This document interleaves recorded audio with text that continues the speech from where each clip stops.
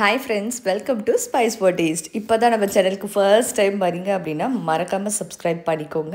நிறைய interesting ரெசிபீஸ்க்கு bell ஐக்கானை click பண்ணிக்கோங்க. இன்றைக்கி செம்ம இன்ட்ரெஸ்டிங்கான அதுவும் ஹை ப்ரோட்டீன் வீட்டிலேயே ஒரு கட்லெட் மாதிரி ரெடி பண்ணி வச்சுட்டு உங்களுக்கு எப்போல்லாம் வந்து அந்த ஸ்நாக்ஸ் சாப்பிட்ணுன்னு அந்த கிரேவிங்ஸ் இருக்கோ அப்போ நீங்கள் வந்து சாப்பிட்லாம், இல்லை டின்னருக்கு கூடவே சாப்பிட்லாம். எப்பயுமே கடைக்கு போகும்போது பன்னீர் வாங்கும்போது பக்கத்தில் இந்த டோஃபு பேக்கெட்ஸை பார்த்துருப்பீங்க. வந்து பார்த்திங்கன்னா ஹை இன் ப்ரோட்டீன் சோயா பாலில் இருக்கக்கூடியது. இது நம்ம வந்து என்றைக்குமே இதுவுமே இல்லை, பன்னீருமே வந்து ஃபஸ்ட்டு நான் வந்து நல்லா வாஷ் பண்ணிடுவேன். கோல்டு வாட்டரில் நல்லா வாஷ் பண்ணிட்ட பிறகு அது கொஞ்சம் சாஃப்டன் பண்ண சுடு தண்ணியில் வந்து ஒரு 10லேருந்து 15 நிமிஷம் மிஞ்சி போனால் ஒரு 30 மினிட்ஸ் வந்து அதை நம்ம ஹாட் வாட்டரில் வச்சோம் அப்படின்னா நல்லா வந்து சாஃப்ட் ஆகிடும். இல்லைனா கடையிலேருந்து வாங்கிட்டு வரும்போது கொஞ்சம் ரப்பர் மாதிரி இருக்கும் அந்த பன்னீர் டோஃபு எல்லாமே. அதனால் வந்து இந்த மாதிரி சுடு தண்ணியில் நம்ம போட்டு வச்சுக்கிட்டோம் அப்படின்னா சாஃப்ட் ஆகிடும். இப்போ இது ஒரு அரை மணி நேரம் இருக்கட்டும். உருளைக்கிழங்கு வந்து பார்த்திங்கன்னா காலையில் பிரேக்ஃபாஸ்ட் பண்ணும் போதே இந்த மாதிரி பாயில் பண்ணி வச்சுருவோம் ரெடியாக. 2 உருளைக்கிழங்கு போதும். மீடியம் சைஸாக இருந்தால் 3 எடுத்துக்கலாம், பெரிய சைஸாக இருந்தால் 2.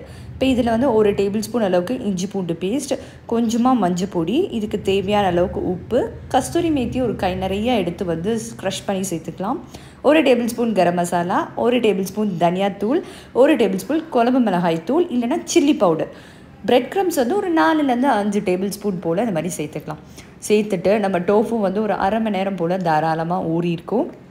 இப்போ அதை தண்ணியிலேருந்து எடுத்து இந்த மாதிரி துருவி விட்டுக்கலாம். கொஞ்சம் பெரிய அந்த பல்லில் வந்து துருவணும் அப்படின்னா நல்லா இதெல்லாம் சாப்பிடும் போது அது க்ரன்ச்சியாக இருக்கும். இந்த மாதிரி நல்லா வந்து துருவி விட்டுக்கலாம். துருவி விட்டுட்ட பிறகு இந்த கலவையை வந்து நம்ம நல்லா மிக்ஸ் கொடுக்க போகிறோம்.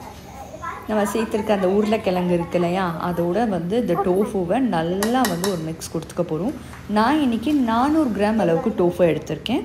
நீங்கள் பிகினராக இருக்கீங்க, ட்ரை பண்ணுறீங்க அப்படின்னா ஃபஸ்ட்டு ஒரு பேக்கெட்டில் ட்ரை பண்ணுங்கள். இந்த மாதிரி கலவை மாதிரி நல்லா வந்து மிக்ஸ் கொடுத்தீங்க அப்படின்னா நல்லா அந்த மாதிரி ஒன்று போல் சேர்ந்து வந்துடும்.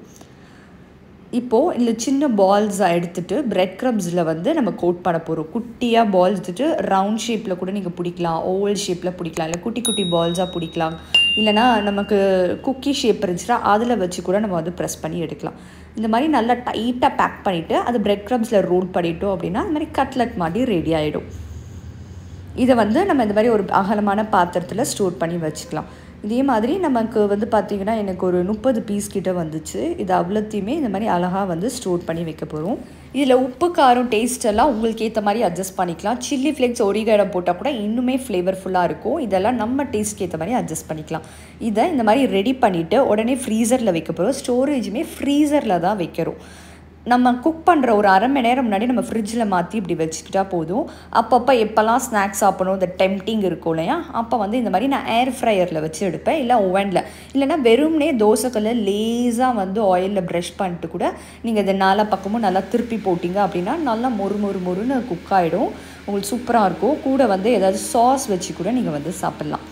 இப்போ எனக்கு ஒரு சீஸ் பிடிக்கனால ஒரே ஒரு நெகட்ஸ்க்கு மட்டும் நான் அந்த மொர்சலா சீஸ் போட்டிருக்கேனால அது அப்படி இருக்குது. இப்போ இந்த மாதிரி பார்த்திங்கன்னா நல்லா மொறுப்பாக தெரியும், சூப்பராக இருக்கும். ஹை இன் ப்ரோட்டீன், நல்லா ஒரு ஸ்நாக்ஸ் கிரேவிங்ஸ் இருக்குது, திருப்தியாக சாப்பிட்ணும், ஹை இன் ப்ரோட்டீனாகவும் இருக்கணும் அப்படின்னா கண்டிப்பாக இதை வந்து ட்ரை பண்ணி பாருங்கள். நெக்ஸ்ட் டைம் டோஃபு பேக்கெட் வாங்கினீங்க அப்படின்னா இதே மாதிரி ஒர்க்கு கண்டிப்பாக ட்ரை பண்ணிடுங்க.